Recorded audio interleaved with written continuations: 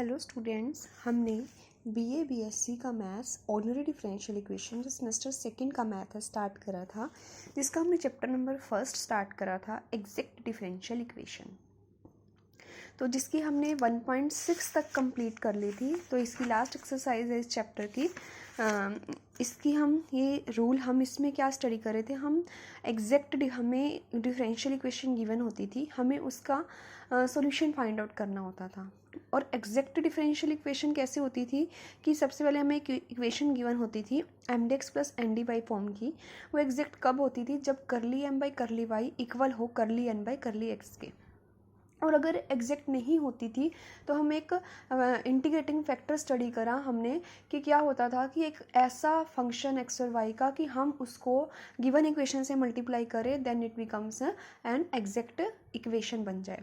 तो हमने बहुत सारे रूल स्टडी करे थे, 4 रूल स्टडी कर चुके हैं हम कि कब कब इक्वेशन एग्जैक्ट कौन कौन से इंटीग्रेटिंग फैक्टर हो सकते हैं अकॉर्डिंग टू गिवन इक्वेशन। तो पहला रूल हमने देखा था कि अगर एक बार हम स्टडी कर लेते हैं ताकि आप जब ये नया रूल करो आपको दिक्कत ना आए कोई। पहला रूल पढ़ा था हमने कि अगर आपके पास रूल नंबर फर्स्ट, अगर m और n कैसे थे, होमोजीनियस थे इस टाइप से, मतलब दोनों की पावर सेम थी, तो क्या हो जाते थे, तो उसका इंटीग्रेटिंग फैक्टर हो जाता था 1/mx प्लस में ny where denominator not equal to 0, then it's integrating factor this, and then आप गिवन इक्वेशन को इस इंटीग्रेटिंग फैक्टर से मल्टीप्लाई करोगे और आपके पास वो सोल्यूशन फाइंड आउट हो जाएगा। मल्टीप्लाई करोगे then equation become exact and then आप उसका सोल्यूशन फाइंड आउट कर सकते हो। अगर आपकी इक्वेशन क्या है, फिर होमोजीनियस नहीं है, एम और एन फंक्शन होमोजीनियस नहीं है लेकिन वो इस टाइप में है, देन उसका इंटीग्रेटिंग फैक्टर क्या स्टडी करा था 1/mx माइनस में ny। थर्ड आपने स्टडी करा था कि आप अगर इक्वेशन को इस फॉर्म में लिख पाओ, अगर ये एग्जैक्ट नहीं है लेकिन curly M by curly y minus curly N by curly x by N is a function आ जाए एक्स ओनली का, then it's integrating factor is this. ये भी आप स्टडी कर चुके हो। तो उसके बाद हमने एक्सरसाइज में ये स्टडी करा था कि अगर curly N by curly x minus curly M by curly Y by में एम इक्वल टू किसका फंक्शन आए, सिर्फ वाई का, तो इट्स इंटीग्रेटिंग फैक्टर कितना हो जाता है, इंटीग्रेशन ई की power integration F of Y D I is an integrating factor हो जाता है। ठीक है, तो अब हम जो एक्सरसाइज स्टडी करेंगे उसमें क्या है, उसमें आपका कोई भी रूल फॉलो नहीं होगा। जो हमने 4 रूल स्टडी करे हैं उसमें से कोई भी रूल फॉलो नहीं होगा। तो हम ये नया मेथड स्टडी करेंगे, रूल 5 क्या है। तो इसका एक एग्जाम्पल है, मैं आपको इसको एग्जाम्पल की हेल्प से सब समझाऊंगी, सिर्फ आपको इसका रूल स्टडी करना है, इसका प्रूव करने की जरूरत नहीं है। इक्वेशन इस टाइप की है लेकिन मैं उसको कैसे एक्सप्रेस कर सकूँ, एक्स और वाई दोनों को बाहर ले लो, x की जितनी मर्जी पावर हो y की जितनी मर्जी पावर हो, अंदर क्या आना चाहिए y into M D x plus N x d y plus फिर x की पावर c y की power d P y D x plus Q x G y. अगर ऐसा लिख सकते हैं हम किसी इक्वेशन को where a b c d m n p q constant, थोड़ा सा सबसे अलग मेथड है बट आप 1-2 बार इसको ट्राई करोगे तो आपका इजी से हो जाएगा।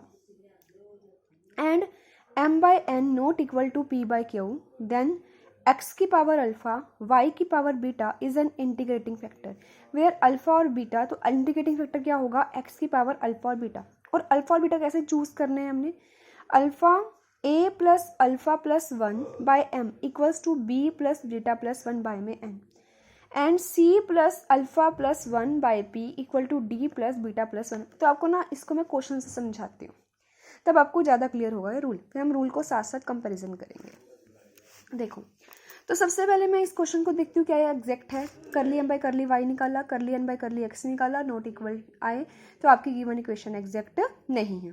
तो सबसे पहले हम फर्स्ट रूल देखते हैं, क्या ये होमोजीनियस फंक्शन है, नॉट होमोजीनियस, होमोजीनियस नहीं है आपके पास। अगर होमोजीनियस नहीं है तो क्या होगा, फर्स्ट रूल कट। सेकेंड में क्या था, क्या मैं इसको प्रोडक्ट में है एक्स और वाई, नहीं है, सेकेंड रूल भी कट हो गया। थर्ड में देखो, थर्ड रूल मैंने आपको फाइंड आउट कर रखा है, मैंने curly M by curly y minus curly N by curly x by N निकाला, not a function of x आया, एक्स और वाई का not a function of x आया। सिमिलरली मैंने curly M by curly x minus curly M by curly Y by में M निकाला, वो भी नोट आ फंक्शन ऑफ किसका आया, वाई का आया। ठीक है जी, तो थर्ड रूल भी कैंसिल, फोर्थ रूल भी कैंसिल, सारे रूल कैंसिल। आपके पास कोई भी इक्वेशन हो, कोई भी क्वेश्चन हो, अगर आपको नहीं पता हो कि उसमें कौन सी एक्सरसाइज अप्लाई करनी है, तो आप फर्स्ट रूल से थोड़ा सा, सिर्फ 2 मिनट का काम है। फर्स्ट रूल देखना, होमोजीनियस कट नहीं है, कट। सेकेंड रूल देखना, अगर वैसी बन गई ठीक है, वरना कट। फिर क्या, करली एम बाई करली वाई करली एन एक्स बाई आपने निकाल रखे होंगे, एम के साथ एन को डिवाइड कर देना, और अगर पहले एन है तो एम से डिवाइड कर देना। अगर ये एक्स का फंक्शन बन गया तो रूल थर्ड लगा देना, अगर ये वाई का फंक्शन बन गया तो रूल फोर्थ लगा देना। अब देखते हैं जो हमारे पास क्वेश्चन है। देखो, इसमें से कोई भी मेथड अप्लाई नहीं होता, लेकिन हम इसको इस टाइप में लिख सकते हैं, एक्स की पावर अंदर क्या होना चाहिए, वाई डी एक्स प्लस में 3x। मतलब हमें ना पहले इसको ना अलग अलग सोल्व उठा लेना है। मतलब इसको ऐसे लिख सकते हैं हमें, 2x² Y D X minus 3y4 dx plus 3x³ dy plus 2xy³ dy। तो आप इस क्वेश्चन को ना ऐसे करना है। रूल क्या कहता है कि कौन कॉमन आना चाहिए, रूल कहता है कि यहाँ से आपके पास कॉमन आना चाहिए x की पावर a, y की पावर b।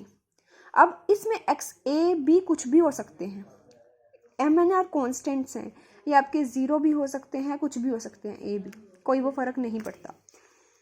तो x की पावर a, देखो एक x यहाँ से कॉमन आ रहा है, x आ रहा है, और यहाँ से कॉमन आ रहा है, क्योंकि आपको dx और dy की हेल्प लेनी है इकट्ठी। तो क्या करोगे, यहाँ से कितना कॉमन आ रहा है, x² कॉमन, अंदर y भी बचाना है, ये भी चीज़ ध्यान रखना।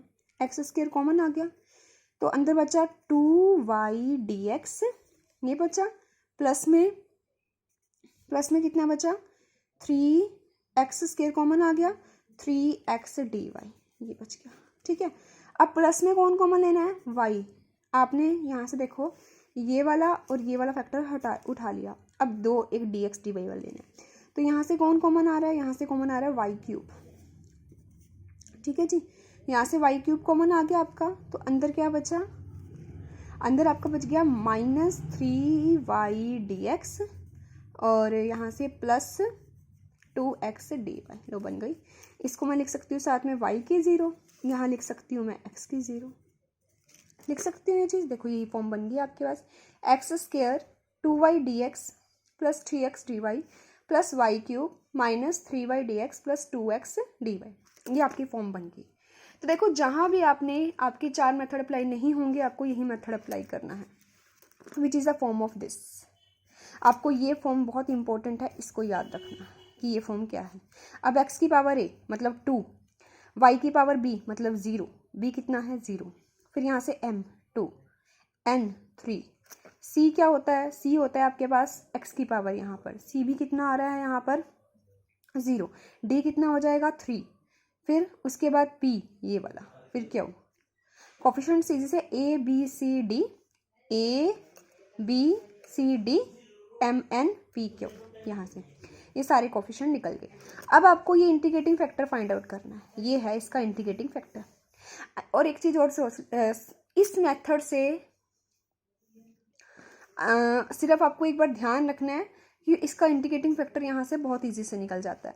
तो multiply equation first on both side by the integrating factor. अब ये ध्यान रखना, आपको बताया कि ये चूजन इस टाइप से करने हैं। देखो हमने मान लिया कि ये इसका इंटीग्रेटिंग फैक्टर है, क्योंकि उसने बोला कि अगर मैं किसी इक्वेशन को इस टाइप से लिख सकती हूँ तो then this is an integrating factor. X की पावर अल्फा वाई की power beta is an integrating factor. अगर एक्स की पावर अल्फा वाई की पावर बीटा इंटीग्रेटिंग फैक्टर है, then we can become multiply given equation के साथ कर दिया मल्टीप्लाई, m लिख लिया n लिख लिया, करली m बाई करली y निकाला, y निकाला, x कांस्टेंट है, बीटा प्लस 1 आगे आ जाएगा, 2 एज इट इज, x की अल्फा y की पावर 1 कम हो जाएगी, फिर बीटा आगे आ जाएगा, बीटा प्लस 4 आगे आ जाएगा, y की पावर बीटा प्लस 3 रह जाएगी। सेम करली n बाई करली x निकाला। ठीक है जी। देखो नाउ या तो आप इस मेथड से कर सकते हो जो ये चीज़ बताई हुई है, ये मेथड इजी है क्योंकि इसमें आपको ना ये चीज़ याद नहीं रखनी पड़ेगी। कैसे, देखो यहाँ से curly M by curly Y equal है क्योंकि इक्वेशन एग्जैक्ट है, क्योंकि ये इसका इंटीग्रेटिंग फैक्टर है। अगर आपको यही तो निकालना है अल्फा और बीटा क्या होगा, ये पता है आपको इंटीग्रेटिंग फैक्टर है, पूरी इक्वेशन से मल्टीप्लाई कर दिया, करली एम बाई करली वाई करली एम बाई करली एक्स निकाला, एग्जैक्ट है, देन ये बिकम इक्वल हो जाएंगे। तो कंपेयरिंग करने हैं बस कोफिशिएंट्स को, देखो यहाँ से और इफ टू बीटा, यहाँ से अल्फा और बीटा की वैल्यू निकाल दी, ठीक है जी। तो which is the required integrating factor है, मल्टीप्लाई करा इंटीग्रेटिंग फैक्टर को D x plus D Y, फिर वहाँ से या फिर चाहे आपने यहाँ से यहाँ मल्टीप्लाई करा है, ठीक है। Now the equation is exact, तो सोल्यूशन आपको फाइंड आउट करना आता है। देखो मैं आपको एक बार इस क्वेश्चन को दोबारा से समझाती हूँ ताकि आपको कोई डाउट ना रहे। स्टेप नंबर फर्स्ट, ये मेथड थोड़ा सा अलग है तो इसको ध्यान रख लो। आपने करना क्या है, आपने सबसे पहले क्या करना है, इक्वेशन को इस फॉर्म में लिखना है। इक्वेशन को इस फॉर्म में लिखना है, किस फॉर्म में, सबसे पहले स्टेप नंबर फर्स्ट ये चीज़ आएगी कि 2 यहाँ से आपने कॉमन ले लिया, यहाँ से आपका बच जाता था एक्स स्क्वायर, इस टाइप से लिख दिया, y की 0 आ रही है और अंदर 2y dx 3x dy आ रहा है, प्लस में x की 0 y की क्यूब आ रहा है माइनस 3y dx प्लस में 2x dy इक्वल टू 0 आ रहा है। ये फॉर्म लिख दी। यहाँ से सारे कोफिशिएंट कंपेयर कर दो, a की 2 b 0, ये 2a होता है, ये b होता है, ये c होता है, ये d होता है, c 0 d कितना हो जाएगा 3, p q r s sorry m n p q, m कितना है 2, n कितना है 3, p कितना है m n p minus 3, q कितना है 2। सारे कोफिशिएंट्स निकल गए, आपको पता है बस यहाँ तक निकाल दियो कि इसका अगर आप ये चीज़ नहीं भी निकालते, हाँ मैं आपको एक बार दोबारा से बताऊंगी इन चीज़ों को। हाँ आपको पता है कि मैंने इंटीग्रेटिंग फैक्टर मानना होता है एक्स की अल्फ़ा वाई की बीटा।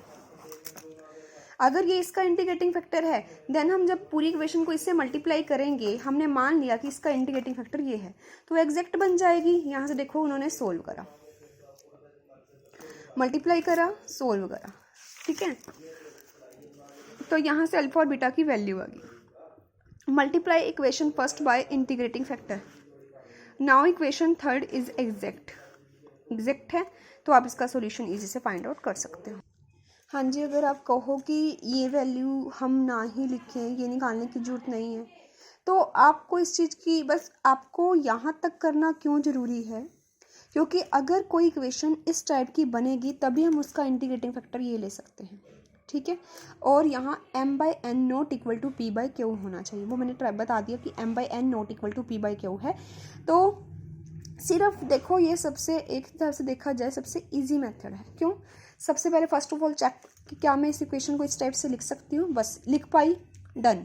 उसके बाद आप डायरेक्ट इंटीग्रेटिंग फैक्टर क्या ले लोगे, एक्स की पावर अल्फा वाई की पावर बीटा, ठीक है जी। इंटीग्रेटिंग फैक्टर है, पूरी इक्वेशन से मल्टीप्लाई कर दोगे, कर दिया मल्टीप्लाई, m आ गया n आ गया। उसके बाद करली एम बाई करली वाई निकाला, करली एन बाई करली एक्स निकाला, क्योंकि इंटीग्रेटिंग फैक्टर इसका यही है। मतलब अगर मैं उसको मल्टीप्लाई कर दूंगी वन इक्वेशन से तो वो इक्वेशन एग्जैक्ट बन जाएगी। अगर एग्जैक्ट बन जाएगी मतलब curly M by curly Y equal हो जाएगा करली एन बाई करली एक्स के, दोनों को इक्वल रखा। यहाँ से क्या करा, एक्स की पावर अल्फा प्लस 2 एक्स की पावर, और यहाँ से सेम है, यहाँ से कौन इक्वल आ गया, इस वाले से यहाँ से आ जाएगा 2 बीटा प्लस 1 इक्वल आ जाएगा 3 अल्फा प्लस 3 के। नीचे आ जाएगी, यहाँ से x की पावर अल्फा, यहाँ से माइनस 3 बीटा प्लस 4 इक्वल आ जाएगा 2 अल्फा प्लस 1 से। तो दोनों इक्वेशंस को कंपेयर करना, यहाँ से कंपेरिजन करे कोफिशिएंट्स, फिर यहाँ से अल्फा और बीटा की वैल्यू निकाल दी तो आ गया। उसके बाद तो देखो इंटीग्रेटिंग फैक्टर आ गया एंड नाउ इक्वेशन एग्जैक्ट बन गई। तो उसका सॉल्यूशन कैसे निकालते हो, m D x y constant, ये m है, term in x not containing x, term in n not containing x, ऐसी कोई टर्म ही नहीं है जो x को कंटेन नहीं कर रही, ऐसी कोई टर्म नहीं है जो x को कंटेन नहीं कर रही, तो ये चीज़ 0, तो इसका इंटीग्रेटिंग फैक्टर निकल जाएगा और इसका सोल्यूशन निकल जाएगा इस। ठीक है जी, तो यहाँ आपका फर्स्ट चैप्टर कंप्लीट होता है। नेक्स्ट लेक्चर में हम इसका नेक्स्ट चैप्टर स्टार्ट करेंगे, equation of first order but not on first degree. तो इस लेक्चर में कोई भी डाउट हो तो आप कमेंट बॉक्स में या लेक्चर में पूछ सकते हो। Thank you.